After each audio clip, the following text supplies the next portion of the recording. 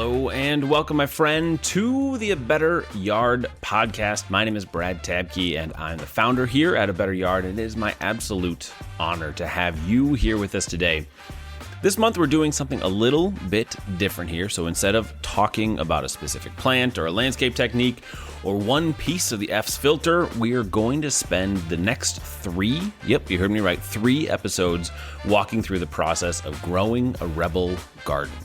Growing a rebel garden. I'm super excited about this. It's the crux of what we do here at A Better Yard, and I'm just excited to have you here with us for the journey. So we're going to work on this today. So before we get into the three parts, let's answer some obvious questions for you. So what exactly is a rebel garden? Because you're going to hear me say those two words a lot over the next few weeks. And a rebel garden is a small section of lawn that gets converted into a densely planted garden of helpful, usually native plants. And so typically that means native flowers, grasses, and other plants that support birds, pollinators, healthy soil, clean water, mitigates climate change, all great things that we believe in deeply here at A Better Yard. And so most rebel gardens are intentionally small. And the reason for that is we want them about 150 to 250 square feet, roughly the size of one or two parking spots. Because the goal isn't to just transform the entire property overnight. You want to make sure that your home is manageable, make sure that this process is doable for you. And the goal is to take one piece of lawn that isn't doing much for your family or the environment or whatever you would like to have happening and turn it into something that actually does good work and makes the world a better place. And a rebel garden helps you reduce chemical use. It creates food and habitat for pollinators and birds. It helps water soak into the soil instead of running into storm drains. It stores carbon in roots and soil. And perhaps most importantly, it proves that there is a different way that we can landscape. Around here, we use the F's filter to guide everything that we do at A Better Yard. And so that's E, eliminate chemicals; F, feed birds and pollinators; S, save clean water; and S, store carbon. F's, EFSS. A rebel garden is one of the simplest ways that you can put all four of those ideas into action. So over the next three episodes, we're going to walk through the process of creating a rebel garden. So this is the first of three parts, and so I am, again, always really excited to have you here. And so over the next three episodes, we're going to cover the three phases of building a rebel garden. The first phase is reclaim. The second phase is reject. The third phase is, the third phase is rebel. And so reclaim is about choosing the space and getting everything ready to go forward. Reject is about deciding what parts of the perfect lawn system you are opting out of. And rebel is where we finally build something together and you get a good, wonderful, useful part of your yard back, and so does the habitat and local ecosystems for your neighborhood. By the end of this three-part series, you'll understand the entire process from identifying an opportunity in your yard to creating a garden that helps eliminate chemicals, feed birds and pollinators, save clean water, and store carbon. So today we are starting with reclaim. But before we get there, I want to ask you a couple simple questions here. So have you ever looked out at your lawn and thought there has to be a better way? You are tired of watering, you are tired of mowing, you are tired of fighting the weeds, you are tired of spending money on fertilizer, you're tired of watching parts of the lawn struggle every summer, you're tired of feeling guilty about the chemicals that you have to use in order to keep your lawn looking the way the world expects it to, and you're tired of hearing pollinators decline, disappearing songbirds, contaminating water and climate change, but not really knowing what to do about any of it. And so maybe you're also tired of feeling like the only choices are keeping the exact same lawn forever and ever and turning your entire yard into a prairie overnight. So neither of these options sound very appealing. And most homeowners aren't looking for more work, that we're busy enough as it is. You are looking for a better solution. And that's why we created Rebel Gardens. And so Rebel Gardens is a product that we have here at A Better Yard, but it's also a framework and a learning system that you can use on an everyday basis to make the world a better place. And so that's what we're teaching here today is the first step of this manageable framework for building a rebel garden. So it is a way to start improving your yard without being overwhelming. One section, one project, and one act of rebellion against a landscape system that keeps asking more from homeowners like you while giving less back every year to the ecosystem and world around us. So before we can build a rebel garden, we need to reclaim a piece of our yard, and that's what today's episode is all about. So most of us didn't choose a landscape system that we live with. If you have a newer home, all the topsoil was removed, and when the house was built, and it was just tossed sod on top of that. They put 2 trees and maybe a couple yews in front or some boxwoods. None of those things that support any life that has evolved here in the upper Midwest, and they called it a day. That was a landscape. That's not a landscape that works for the world that we live in. And so that is what we got. Some of it came from previous homeowners. Some of it came from neighborhood expectations.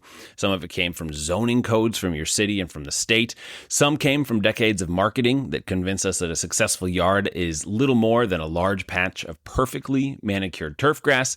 Think about what this is an ass of us. So every week we are a worker to our lawn during the summer and in the times where we want to be hanging out with our family, playing in the yard, sitting in a hammock, riding in a boat, all those kinds of things that we want to be doing in our summers that we've earned. And instead, we are getting all sweaty and hot mowing when we water when it gets dry. We use a ton of clean water. We fertilize and add more chemicals when it starts to turn yellow and when it starts to get hot. We spray weeds whenever they appear. We control insects when those show up. We do a lot of aerating, of overseeding, of power raking, and then we repeat this process time and time and time again. And if it doesn't look perfect, we somehow failed, and we're made to feel like we have failed. And the strange part is that most homeowners don't even enjoy being on this treadmill anymore. We are all trapped in it by worrying about what our neighbors think about us, what ordinances are, what homeowners associations have to say about things. And meanwhile, this lawn is consuming resources without contributing much of anything back to our ecosystems. It's not feeding pollinators, it's not feeding birds, it's not helping with biodiversity, it's not storing any carbon, and in many cases, it requires many, many more inputs to survive than it gives back. And so here is where our reclaiming begins. We need to start looking at our yard differently. So this week, I want you to begin the process of looking at your yard differently. I want you to walk around, not as a homeowner, not as someone responsible for mowing it. Walk it like an investigator. So ask yourself a simple question. What parts of this lawn am I actually using? Look at it through a different lens. Look at it through someone who doesn't have the responsibilities and the onus of making sure that our neighbors are feeling good about how our lawn looks or that other people can play on it and use it. Look at it through an independent lens and see about what you could change. So what part of this lawn am I actually using? Where do the kids play? Where does the dog run? Where do people gather? Where do you walk? Those are things that deserve to probably remain as a lawn, at least for now. And we can talk about that in the future. But what about the rest of it? What about the corner where nobody ever uses? What about the drainage area? It's always wet and muddy. What about the strip along the fence that is just always taking a ton of time for line trimming? What about the area along the driveway that just gets a ton of crabgrass and dries out every year? There's a really big hill. There's a place along a retaining wall. There's a spot that stays constantly dry because it's really sandy. Any of these things are ways that are opportunities and spaces where you can begin with a rebel garden. So what I want you to do is you have an assignment for this week. So A Better Yard podcast releases on Tuesdays every week, and I've been pretty good about getting them out every week here. And so what I want you to do is between now and this week, I want you to make sure to go and walk that yard. And I want you to find a spot that is one of those things. So in the next 7 days, I want you to complete these simple steps. So 1, identify potential locations. You don't have to choose one yet, but I want you to find 2 or 3 that will work for you, places where you don't want to mow anymore, that you want to add. And they can be as small as 50 square feet. They can be as large as 250 square feet, anything like that. These little areas that you want to stop mowing and you want to plant those as rebel gardens. So I want you to find 3 of those, walk your property, find 3 spaces that could become rebel gardens. Check the driveway, the mailbox, utility boxes, garage areas, the corner of the backyard behind your garage that nobody uses. The goal isn't to find a perfect location. It's just to create some options for you. So now I want you to grab some landscape flags or a hose or some marking paint, some string. I use a hose, usually whatever you have, and outline what the garden could look like and actually put something on the ground. See what it would look like. Most people never actually get this far. We just think about doing it, but I want you to actually choose one of those spots and put a mark in the ground as to where you think this rebel garden should be. And so now you've marked a space out, it stops being an idea and it starts to be an actual project. I want you to start believing and seeing what this could be if it was a spot that had bumblebees in it instead of just being barren, open areas that just are grass. What would this be if it had some songbirds that were chirping in there and eating some in the middle of winter, eating some purple coneflower seeds? What would that look like? And how would that make you feel if you had and provided that kind of habitat? And so let's start working that direction. So I want you to leave it there. Don't rush. Leave it, the outline in place. Look at it from your kitchen window, from your bedroom window. Pull into the driveway and notice it. Walk by it every day as you're walking around. Would you miss this area? Does it feel too big? Is it too small? Would that area make your yard more interesting to have something there? Is it near a fire pit? Like would this work for you? What problem would it solve? And let that space tell you what it wants to become. And so at the end of the week, I want you to choose. And we decide, is this a place where you want to move forward with a rebel garden? And if it is, next Tuesday, we'll have the next steps for you as to what we can do with those. So I want you to choose a location that feels most likely to succeed.